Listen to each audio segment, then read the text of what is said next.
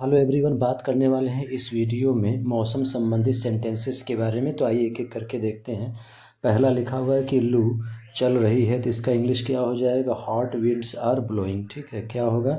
जैसे गर्मी के समय में चलता है, लू चल रही है तो उसको बोलेंगे हॉट विंड्स आर ब्लोइंग।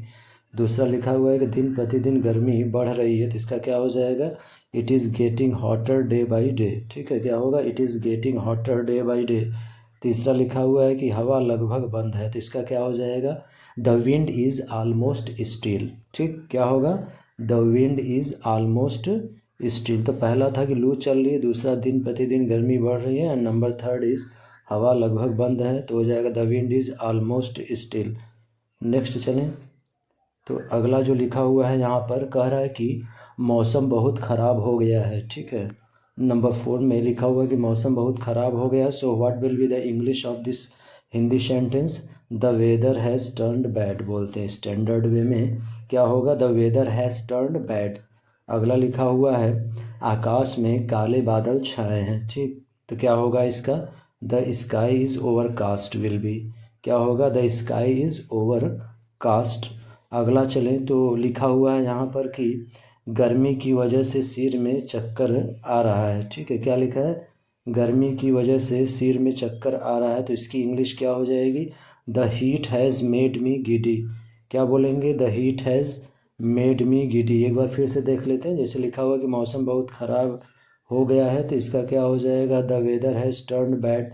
फिर लिखा है कि आकाश में काले बादल छाए हैं, तो क्या हो जाएगा? The sky is overcast. And number next लिखा हुआ है गर्मी की वजह से सिर में चक्कर आ रहा है, तो जैसा कि आप देख रहे हैं क्या होगा?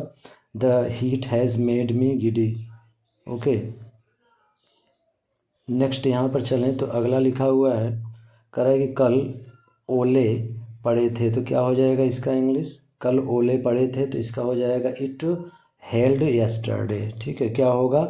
It held yesterday. और वैसे भी देखा जाए तो ये सिंपल पास्ट यहाँ पर बना रहा है। ओके, तो हेल ओले पढ़ना होता है, तो इसका सेकेंड फॉर्म यूज़ हुआ।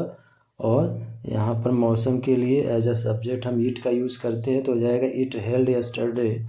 नेक्स्ट यहाँ पर लिखा हुआ है कि ठंडी हवा चल रही है, तो इसका क्या हो जाएगा? Cool wind is blowing. Okay, what will B? ठंडी हवा चल रही है, तो इसका क्या हो जाएगा?